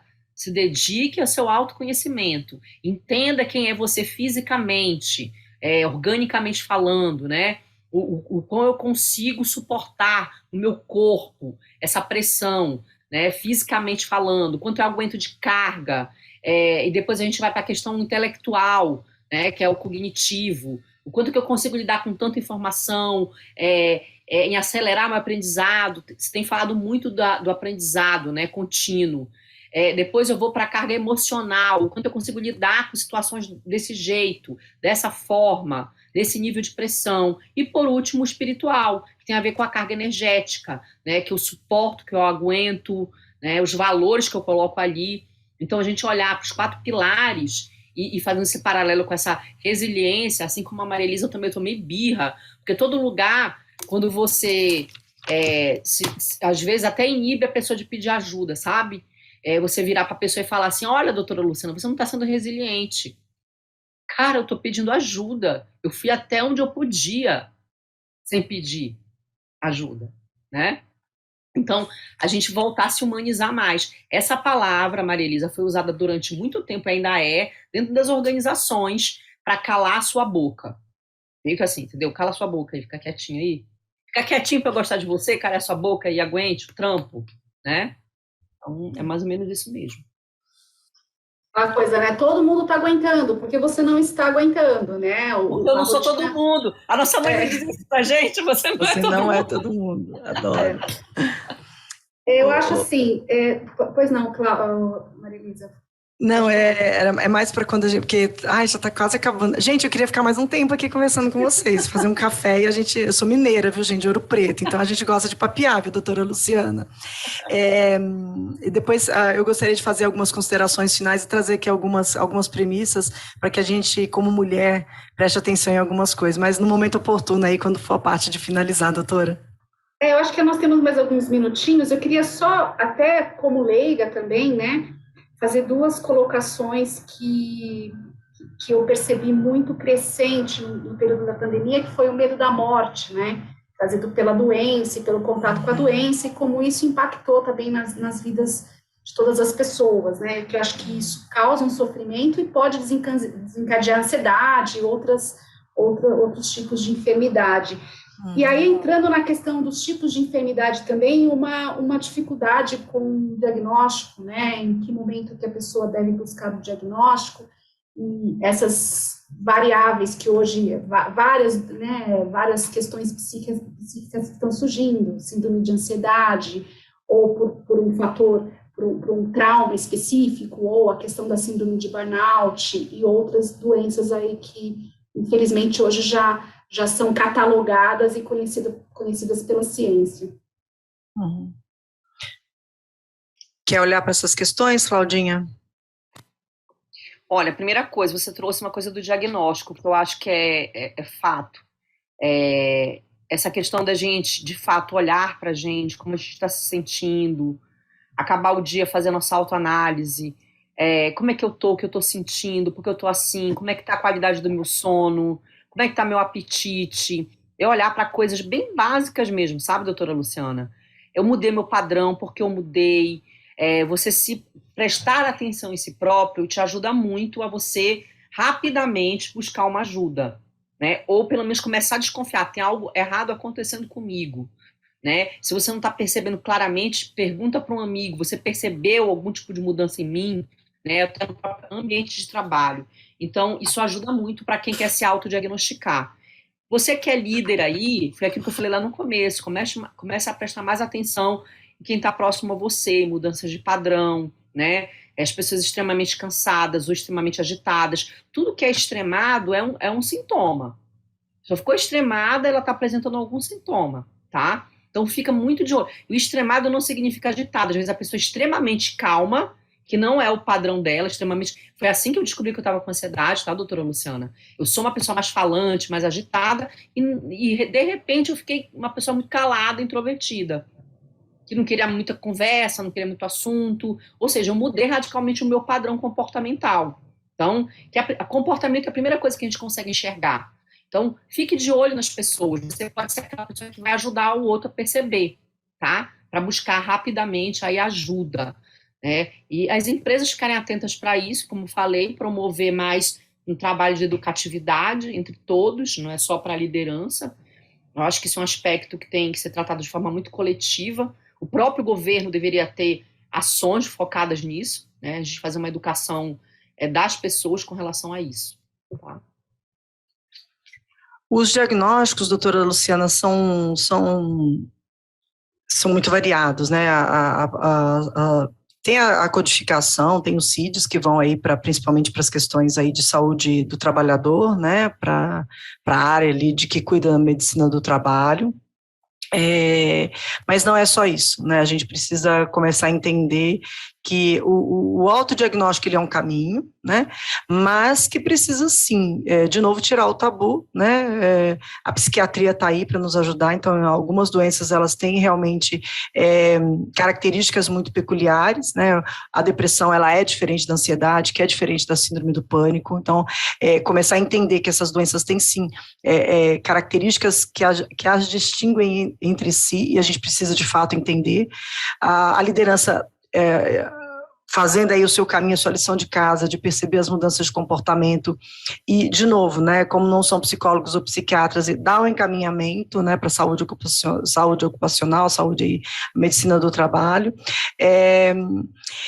Tem algumas questões que a gente precisa desmistificar, né, a doença, a questão psíquica, ela também por exemplo, eu vou dar um exemplo aqui rapidamente. Se a gente vê uma pessoa, por exemplo, com um braço quebrado, né, a gente vê um colega, poxa, colega, quebrou o braço, a gente já se solidariza, a gente já oferece ajuda, a gente já interage ali com aquela pessoa, etc. Quando a gente se depara com uma pessoa que fala, eu estou com depressão, dependendo do ciclo de amizade ou até de proximidade com colegas, há até uma discriminação. Então, assim, a gente precisa um pouco tentar desmistificar a questão da saúde mental, principalmente no ambiente de trabalho e até nas famílias, né? Então, se uma pessoa aparece com uma dor de cabeça, a gente se prontifica logo. Quando é uma doença psíquica, a gente não se prontifica, é muito raro. Então, eu acho que tem também essa questão do diagnóstico, quanto mais cedo você começar a se dar conta de que tem alguma coisa equivocada aí na sua maneira de viver a sua vida, procura ajuda logo, não protela isso, né, para que não tenha impacto nas outras dimensões da sua vida. Então, às vezes, é algo que surge no ambiente de trabalho, com algumas queixas de cefaleia, de garganta seca, de palpitação, de sudorese. Então, tem algumas coisas do seu corpo físico que vão te dar indicações, a fadiga, né, o excesso de sono, a falta de sono, a alimentação excessiva, né, ou a falta de apetite, o excesso de apetite, a falta de apetite. Então, começa a perceber que sim, existem algumas questões que apareceu alguma coisa diferente, até a coloração da pele, né, queda de cabelo. Então, tem algumas questões que a gente pode começar a observar para ter um diagnóstico. O burnout, por exemplo, é uma doença que ela nasce, como eu já até falei, que a gênese dela é muito desse ambiente nosso corporativo, por dois fatores, tá? Um excesso de demanda para desempenho. Tá? O burnout é assim, é uma cobrança excessiva para que alguma coisa você tenha de entrega, de desempenho, de resultados. E, ao mesmo tempo, a mesma pessoa, além de entregar um bom resultado, ela tem que ser uma pessoa perfeita nas relações.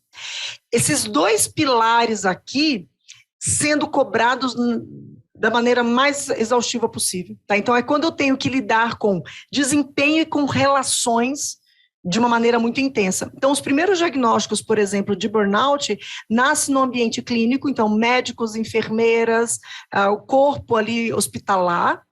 E a segunda categoria que mais tinha burnout até então era os professores e professoras. Tá? Então, médicos, enfermeiras e corpo clínico, né? Tensão ali hospitalar e atenção educacional. Primeira infância, adolescentes, professores de adolescentes, etc. Então, você tem ali algumas profissões que historicamente tinham esses dois pilares. Um alto grau de entrega individual para o desempenho, um professor tem que sozinho ali dar conta, um cirurgião tem que dar conta, uma enfermeira tem que dar conta, né? E, ao mesmo tempo, você tem que manter as relações sociais. Então, assim, é começar a perceber tudo que está em volta, tá? Doutora Luciana, eu queria passar aqui, o nosso tempinho, né, está corrido, mas eu queria passar por essas dimensões que nós trouxemos e dar algumas Como se fosse um checklist para você que está aí nos ouvindo e participando com a gente. Excelente, excelente. Se a questão da saúde física, começa a prestar atenção eu vou falar sempre em tríades, tá bom? Sempre 3 coisas. As 4 dimensões, para quem gosta de anotar, né? Ou gosta de organizar aí mentalmente o que a gente vai trazer. Do campo físico, começa a prestar atenção em 3 coisas. Como é que está a qualidade do seu sono? Como é que está a qualidade da sua alimentação? E a questão das atividades físicas. Entendendo aqui a atividade física como movimentação do corpo, não necessariamente você ser aí uma pessoa, né, do crossfit ou da academia o tempo todo. Mas, enfim, como é que você movimenta o seu corpo, como é que você tem aí a qualidade do seu sono e como está a sua alimentação. É uma alimentação mais cuidadosa ou uma alimentação mais ansiosa, né? Você cuida da sua alimentação ou você come qualquer coisa? Como é que está o balanceamento da sua alimentação? Então, na esfera, na dimensão física, olhar para isso. Na dimensão mental... Posso acrescentar uma dica? Por favor, Cláudia. No físico, o importante que todos nós coloquemos em nossa agenda o nosso check-up do ano. Sim, sim. O check-up e passar nos médicos, principalmente os homens, que são bem relaxados com relação a isso. Eles demoram até 3 anos para ir no médico. A gente precisa ir no médico antes que a gente esteja doente. Então, põe aí, é começo do ano, né, Maria Elisa? Põe aí logo o teu check-up completo. E lembrar que saúde não é só ausência de doença, né? Saúde é a integração dessas questões todas. A questão da saúde mental. Eu e a Cláudia, a gente tem aqui uma maneira de olhar para a saúde psíquica e saúde mental, tá bom? Eu vou falar aqui de saúde mental junto com intelectual, porque é uma maneira da gente interpretar o que é saúde mental, tá? Saúde mental na psiquiatria é a questão psíquica. Nós aqui entendemos a saúde mental e intelectual no mesmo pacote. Portanto, cuida como é que você está aprendendo coisas novas, então, aprendizado, memória e imaginação. Tá bom? Então, dá uma olhada o quanto que a sua memória está falhando ou não falhando, o quanto que você é uma pessoa que imagina o futuro, o quanto que você consegue criar e imaginar para poder inovar, porque isso faz parte das questões cognitivas, e o quanto que você é uma pessoa que tem aprende rápido, né? Então, memória, aprendizado e imaginação, para você fazer a checagem aí dos seus aspectos mais mentais e cognitivos. A outra dimensão que é a psíquica, aí eu vou ensinar uma regrinha de bolo que é muito bacana da gente fazer ao longo do dia, várias vezes ao dia. Qualidade do que você pensa, atenção, de 0 a 10, é pensamento mais positivo ou é pensamento mais negativo? O que você sente? Sensações ou emoções mais entristecidas, mais angustiadas, ou emoções mais entusiasmadas e alegres? Então, dá uma olhada para as emoções. O que você está sentindo em alguns momentos do dia? E a outra coisa é a questão do que você age. Então, pensar, sentir e agir. Agir significa fala. Você fala muito palavrão? Você fala palavras mais elogiosas? Isso também diz respeito à questão da saúde psíquica. Né? Então, dizer coisas boas e positivas ou dizer coisas ruins, fazer coisas com rapidez, com ansiedade ou fazer coisas com mais calma. Então, pensar, sentir e agir é uma tríade para a questão da saúde psíquica. E por último, e não menos importante, a saúde espiritual. Aí 3 dicas importantes. Silêncio. Nós estamos vivendo um bombardeio de informações. Ao longo do seu dia, desliga o celular, desliga o computador um pouco, desliga a televisão, desliga a rádio, o que você tiver, e procura ficar em silêncio. Eu não moro na natureza, não tem problema. Fica aí em silêncio. 1 minuto, 2 minutos, 3 minutos. Não precisa fazer meditação de 3 horas. Tá bom? O silêncio, ele nos ajuda a recuperar. Eu falo que o silêncio faz um Skandisk no nosso cérebro também. Outra coisa, disciplina para fazer algo que você chama de espiritualidade, seja lá o que você quiser, né? A disciplina de fazer isso com uma certa constância. E ritualizar algumas coisas. Como é que você acorda de manhã? Você agradece? O que você faz de manhã ao acordar? Qual é a primeira coisa que você faz? Isso diz muito respeito à sua espiritualidade. Com que canal energético que você se conecta, né?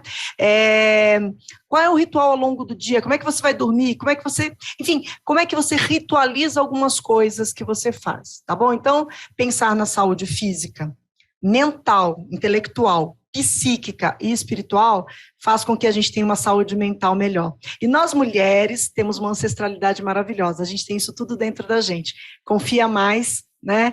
Eu acho que talvez seja essa a dica final. Confia muito.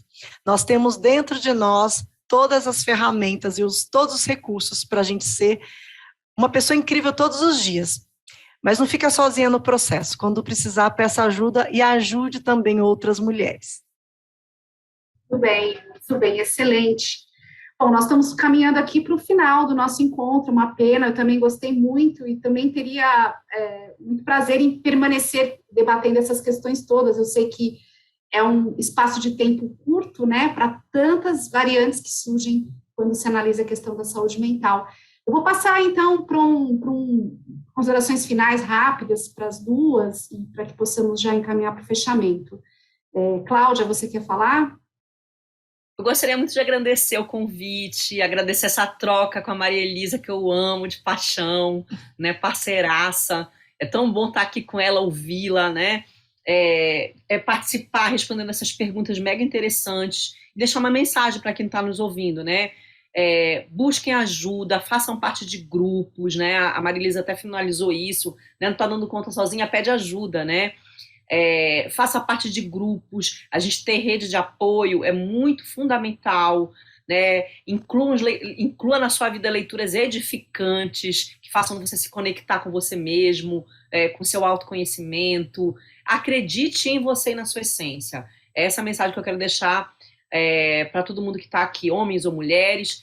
E se vocês gostarem, caminhe o webinar, né, doutora Luciana, para outras pessoas que não estiveram aqui, para poder assistir e saber mais um pouco sobre o tema. É isso. Gratidão. Muito obrigada. E agora, Maria Elisa, por favor. Vamos lá, eu também quero agradecer muito, desculpa interrompê-la, doutora, eu também quero agradecer muito, eu vi que tem algumas pessoas aqui que participaram, Márcia Cardoso, Ângela, Ione, muitas mulheres aqui, Sueli, Delma, alguém que veio sem o nome, mas ela representando aí todo mundo que esteve conosco. Agradeço muito a moderação da doutora Luciana, muito gentil, muito elegante aqui com a gente, né? Um papo delicioso. Eu também vou na mesma linha da Cláudia, eu gosto muito de trabalhar com a Cláudia, acho que nós mulheres precisamos nos fortalecer muito. Eu falei que ia indicar algumas mulheres aqui para leitura, né? Além da Clarissa. Tem 3 autoras brasileiras que eu gosto muito. E elas não me conhecem, mas eu as conheço. 2 até eu conheço, que é a Marta Gabriel, que é uma pesquisadora incrível, que trabalha com a questão do futuro, junto com a Rosa Alegria, que eu acho lindíssimo o nome dela, acho o nome dela lindo, Rosa Alegria, Marta Gabriel, Jaqueline Weigel, que são mulheres brasileiras que estão pesquisando muito sobre futuro, sobre tendências, né? E certamente a inovação, a tecnologia, a transformação está aí presente, então que nós possamos beber de fontes seguras. E uma querida, que apesar de não conhecê-la pessoalmente, que é a Brené Brown, e outra de Harvard, que é a Linda Hill. Então nós temos muitas mulheres produzindo muita coisa. Brené Brown aí tem um livro, né, Coragem de Ser Imperfeito, e eu vou traduzir para o feminino, a coragem de sermos imperfeitas, né? Na tradição japonesa, quando um vaso se quebra, ele é remendado com ouro. E eu tenho um nome em japonês da técnica que eu não vou me lembrar agora. E quantas vezes nós nos quebramos, né? Os nossos remendos não são simplesmente uma cola barata, nós somos remendadas com ouro. Então, que a gente sempre lembre de que matéria-prima que nós somos feitas, e que a gente possa iluminar cada vez mais o mundo, onde quer que a gente esteja presente. Né? Eu estou no lugar que eu quero estar, eu, Maria Elisa Moreira. Né? E a pergunta que eu faço para você que está assistindo a gente, você está no lugar que você está brilhando mais? É um lugar que você queria estar? Porque se você responder que não, corre para estar no lugar que você queria estar. A saúde mental diz respeito a isso, a sermos felizes, não porque a sociedade está dizendo que a gente tem que ser feliz, mas porque a gente quer estar feliz, porque a gente quer estar bem, a gente merece estar feliz onde quer que nós estejamos. Muito obrigada a ambas. Só elogios aqui nos comentários, muitas pessoas dirigindo comentários, parabenizando a ambas pela gentileza, pela generosidade das suas palavras, nos iniciar com tantas dicas importantes, que eu acho que essa foi a tônica desse webinar, né, que foi justamente falar de um tema que pouco falamos, né, ou não com tanta frequência no mundo jurídico. E agradeço mais uma vez a ambas por aceitarem participar desse evento. e também a ASP pela organização, né, pela iniciativa de falar sobre saúde mental, e espero que possamos repetir, aprofundar, pegar alguns desses aspectos que vocês mencionaram e tentar aprofundá-los num novo encontro, e certamente acho que teremos público e muito interesse em novos eventos com essa temática.